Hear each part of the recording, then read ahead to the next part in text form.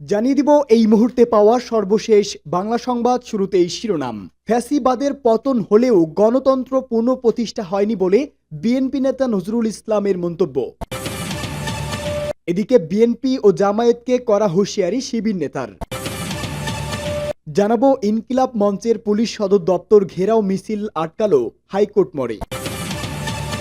জানাবো বিএনপি ও জামায়াত দ্বন্দ্ব, তারেক রহমান দ্রুত ভোট চাইলেও ইনুসকে সময় দিতে চান শফিকুর রহমান।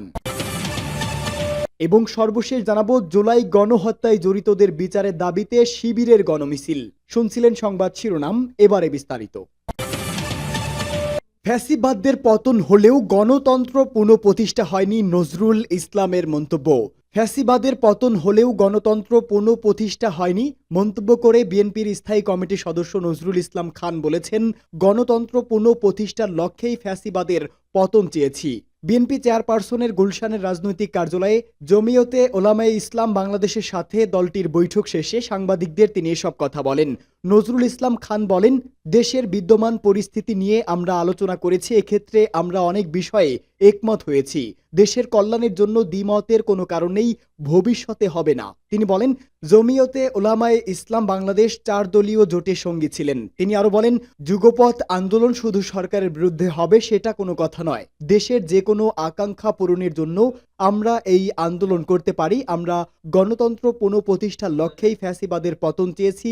ফ্যাসিবাদের পতন হয়েছে, কিন্তু এখনো আমরা গণতন্ত্র পুনঃপ্রতিষ্ঠা করতে পারিনি। বিএনপির স্থায়ী কমিটির এই সদস্য বলেন, জনগণের ভোটের মাধ্যমেই এদেশের গণতন্ত্র পুনঃপ্রতিষ্ঠা হবে ইনশাআল্লাহ। এজন্য যতটুকু সংস্কার করা দরকার ততটুকু সংস্কার করেই নির্বাচনের ব্যবস্থা করতে হবে। এই বৈঠকে দলটির মহাসচিব মির্জা ফখরুল ইসলাম আলমগীর সহ অন্যান্য শীর্ষস্থানীয় নেতাকর্মী উপস্থিত ছিলেন।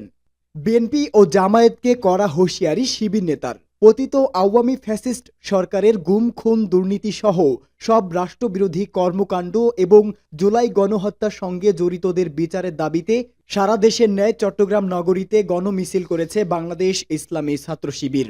এদিন জুমার নামাজ শেষে মিছিলটি শুরু হয়ে নগরীর বিভিন্ন সড়ক প্রদক্ষিণ করে। মিছিল শেষে সংক্ষিপ্ত সমাবেশে বিএনপি ও জামায়াতকে কড়া হুঁশিয়ারি দেন চট্টগ্রাম বিশ্ববিদ্যালয় শাখা শিবিরের সভাপতি মোহাম্মদ ইব্রাহিম। বিএনপি জামায়াতকে নিয়ে সমালোচনা করে দেওয়া শিবির নেতার বক্তব্যটি সামাজিক যোগাযোগ মাধ্যমে ভাইরাল হয়েছে। বক্তব্যে চট্টগ্রাম বিশ্ববিদ্যালয় শাখা শিবিরের সভাপতি মোহাম্মদ ইব্রাহিম বলেন, ছাত্র শিবিরের স্বৈরাচার বিরোধী আন্দোলনে ভয় পাইনি, আগামীতেও পাবো না। একই সঙ্গে বর্তমান সময়ে বিএনপি ও জামায়াতে ইসলামীকে সতর্ক করতে চাই, কোন সন্ত্রাসী গ্রেপ্তার হওয়ার পরে আপনারা যে সুপারিশ করেন এটা বন্ধ করেন। আপনাদের পক্ষ থেকে কোনো সন্ত্রাসীর পক্ষে সুপারিশ আমরা আশা করি না। বিএনপি জামায়াতের উদ্দেশ্যে তিনি আরো বলেন, আমরা এরকম কোনো নমনীয়তা প্রত্যাশা করি না। আপনাদের নমনীয়তা ও সুশীলতার কারণে বর্তমান সরকার একটি নির্বাচনের সরকার হয়ে যাচ্ছে, বিপ্লবী সরকার হচ্ছে না। আমরা এই সরকারকে বিপ্লবী সরকার হিসাবেই দেখতে চাই।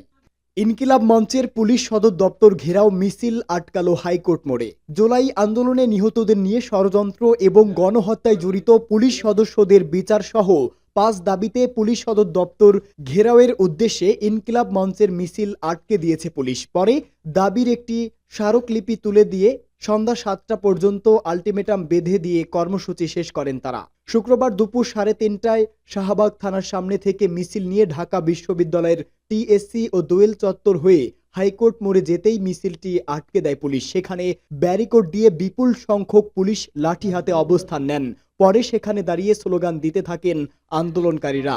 এ সময় ডিএমপির রমনা জোনের ডিসি মাসুদ আলম বলেন, আপনারা এমন কিছু করবেন না যাতে আমাদের কাজ করতে সমস্যা হয়, এতে রাষ্ট্র দুর্বল হয়ে পড়বে। এখানে যারা পুলিশ সদস্য আছেন সবাই ঢাকায় নতুন জুলাইয়ে আমাদেরও ব্যাপক ভূমিকা ছিল। আপনাদের দাবি দেওয়া আমার কাছে দেন, আমি কালকে আইজিপির কাছে পৌঁছে দিব। এই সময় ইনকিলাব মঞ্চের মুখপাত্র শরীফ ওসমান হাদি 5 দফা দাবি তুলে ধরে বলেন, তারা কথা দিয়েছে আমাদের 5 দফা আইজিপির কাছে পৌঁছে দেবেন। আমরা নিশ্চিত হতে চাই আজ সন্ধ্যা 7টার মধ্যে 5 দফা দাবির ব্যাপারে আপডেট জানানো হবে। এমনটি না হলে কর্মসূচি ঘোষণা না দিয়ে আমরা পুলিশ হেডকোয়ার্টারের বারান্দায় অবস্থান নেব। পরে ইনকিলাব মঞ্চের ঢাকা বিশ্ববিদ্যালয় শাখার সদস্য সচিব ফাতিমা তাসনিম ঝুমা রমনা জোনের ডিসির হাতে স্মারকলিপি তুলে দেন। ইনকিলাব মঞ্চের 5 দফা দাবি হচ্ছে, জুলাই গণহত্যায় সরাসরি জড়িত সব পুলিশকে অতি দ্রুত গ্রেপ্তার করে বিচারের আওতায় আনতে হবে। জুলাই আন্দোলনে নিহত এবং আন্দোলনের কর্মীদের বিরুদ্ধে ষড়যন্ত্রমূলক মামলা, মিথ্যা প্রতিবেদন ও হয়রানিতে যেসব পুলিশ কর্মকর্তা জড়িত তাদের বিরুদ্ধে বিভাগীয় ব্যবস্থা গ্রহণ করতে হবে। ছাত্রলীগের নেতাকর্মী যারা পুলিশ বাহিনীতে আছে তাদের বাধ্যতামূলক অবসরে পাঠাতে হবে। জুলাই গণহত্যার দায়ে তিরস্কৃত ও বদলি হওয়া পুলিশদের তালিকা জনসম্মুখে প্রকাশ করতে হবে এবং দেশের সার্বভৌমত্বের স্বার্থে জুলাই গণহত্যার দায়ে অভিযুক্ত পুলিশ সদস্যদের পার্বত্য চট্টগ্রামে বদলি করা বন্ধ করতে হবে। এ সময় ইনকিলাব মঞ্চের বিভিন্ন শাখার নেতাকর্মীরা উপস্থিত ছিলেন। বিএনপি ও জামায়াতের দ্বন্দ্ব। বিএনপি দ্রুত ভোট চাইলেও ইউনূসকে সময় দিতে চান শফিকুল ইসলাম। মুখে ঐক্য রক্ষার কথা বলা হলেও শেখ হাসিনা পরবর্তী বাংলাদেশে আওয়ামী লীগ বিরোধী রাজনৈতিক দলগুলির মধ্যে মতবিরোধ ক্রমশ তীব্র হচ্ছে। বিশেষত জাতীয় সংসদের পরবর্তী নির্বাচনের দিনক্ষণ নিয়ে প্রাক্তন প্রধানমন্ত্রী খালেদা জিয়ার দল বিএনপির সঙ্গে হাসিনার জামানায় নিষিদ্ধ বাংলাদেশ জামায়াত ইসলামীর সংঘাত কার্যত প্রকাশ্যে এসে পড়েছে।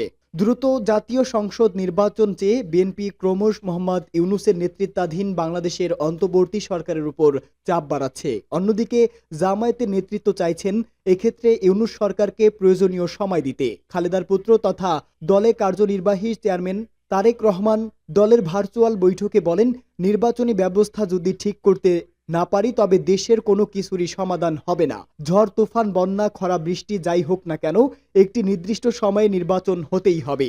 এর কোনো বিকল্প নেই। এই লক্ষ্যের পথে কেউ বাধা হয়ে দাঁড়ালে আমরা তাদের প্রতিহত করব। জামায়াতের আমির শফিকুর রহমান সম্পূর্ণ বিপরীত মত দিয়েছেন। দলের সভায় তিনি বলেন, অন্তর্বর্তী সরকার তাড়াহুড়া করে নির্বাচনের আয়োজন করুক, আমরা তা চাই না। আমরা সুষ্ঠু ও গ্রহণযোগ্য নির্বাচন আয়োজনের জন্য অন্তর্বর্তী সরকারকে প্রয়োজনীয় সময় দেব।